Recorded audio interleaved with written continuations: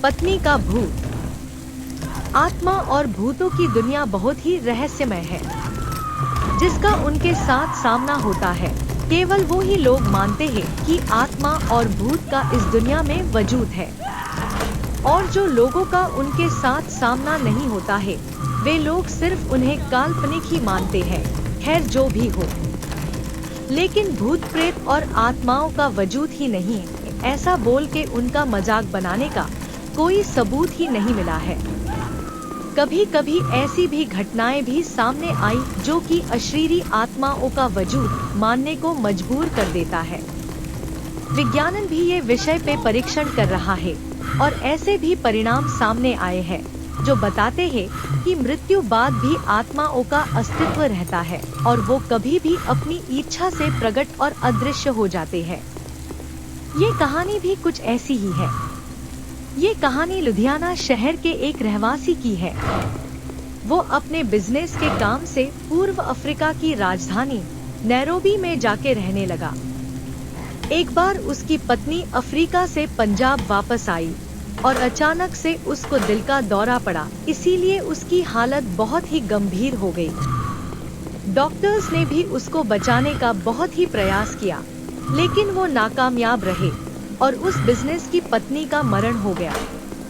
मरने से पहले उसने अपनी अंतिम क्रियाविधि के बारे में बात किया था। उसी तरह से उसी विधि पूर्वक उसका अंतिम क्रियाकरण कर दिया गया। कुछ समय बाद उस औरत के पति की भी तबीयत बहुत ही खराब हो गई। डॉक्टर्स ने उन्हें लंदन जाके अपना इलाज करवाने को बोला। लंदन में डॉक्टर्स ने उनका तपास करके बोला कि मेरा रोग बहुत ही बड़ा नहीं है, थोड़े समय के बाद तुम ठीक हो जाओगे। और इतना सुनकर उस आदमी ने चैन की सांस लेके होटल पे वापस आ गया। उस रात को जैसे ही अपने रूम का दरवाजा खोला तो उसको लगा कि कोई पहले से ही उसके रूम में कोई है। आगे जाके जब उसने देखा कि सामने बेड पे उसकी मृत्यु हो गई पत्नी बैठी थी। ये देख के वो आदमी थर-थर कांपने लगा। डर के कारण उसके गले में से आवाज भी नहीं निकल पा रही थी। लेकिन उसकी पत्नी की आत्मा ने उसके सामने जाके बोलना चालू कर दिया।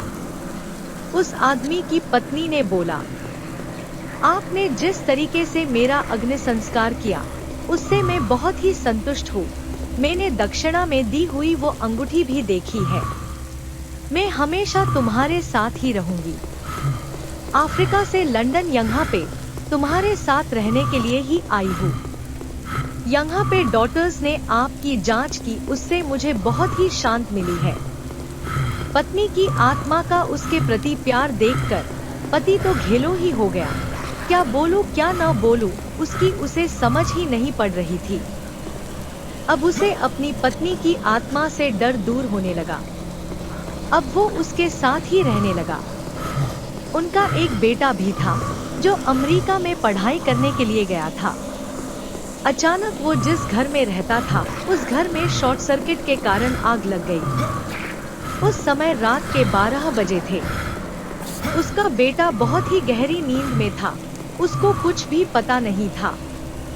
अचानक उसकी आंखें खुल गई तो उसने देखा कि पूरे घर में आग लग गई है और कोई उसको उठा के घर से बाहर ले जा रहा है।